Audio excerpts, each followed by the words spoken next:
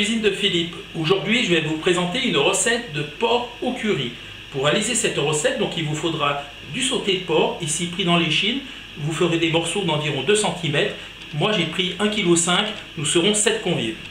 Ensuite, il vous faudra donc 20 centilitres de lait de coco, 3 cuillères à soupe d'huile d'olive, environ 50 centilitres de bouillon de volaille, une grosse cuillère à soupe de concentré de tomate, 2 gousses d'ail, une grosse cuillère à soupe de curry, de poudre de curry, du gingembre frais, donc on va prélever 2 cm qu'on va râper, sinon si vous n'avez pas, vous pouvez mettre de la poudre, 2 oignons et bien sûr sel, poivre. Dans une casserole à fond épais, donc je mets mon huile à chauffer de façon à pouvoir faire rissoler ma viande. Quand mon huile est à température, donc j'y jette les morceaux de porc que je vais faire rissoler sur toute leur face pendant quelques minutes.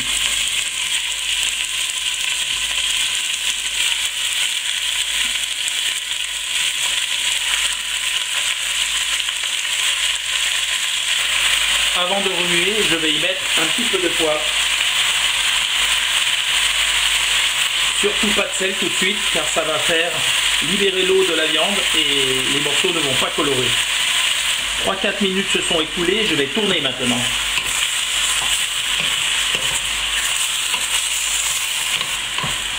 Voilà, et je poursuis la coloration pendant encore 4 à 5 bonnes minutes.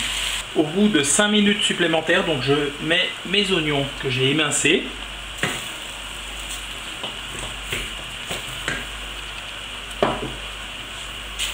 Et là pareil, je continue la cuisson pendant quelques minutes, le temps que les oignons deviennent translucides et se colorent légèrement. À présent, je vais mettre mes épices. Donc on va mettre le gingembre. Je vais mettre l'ail que j'ai coupé en tout petits morceaux.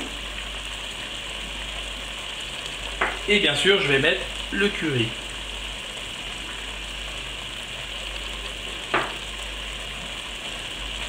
Là pareil, je tourne et je vais faire cuire environ 2 à 3 minutes le temps que tout s'imprègne bien.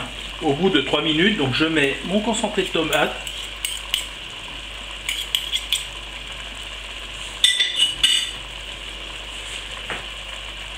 et le lait de coco. Maintenant, je vais mélanger tout ça. Donc le concentré de tomate va avoir pour but de renforcer la couleur du plat et rendre la sauce bien onctueuse et bien rouge.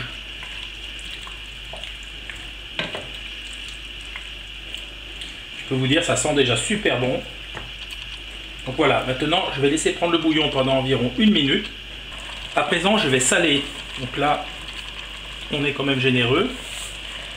Je vais rajouter donc mon bouillon de volaille pour mouiller à hauteur. Donc je mets pas tout, vous voyez, donc là on n'est pas trop mal, donc j'en mets un tout petit peu plus.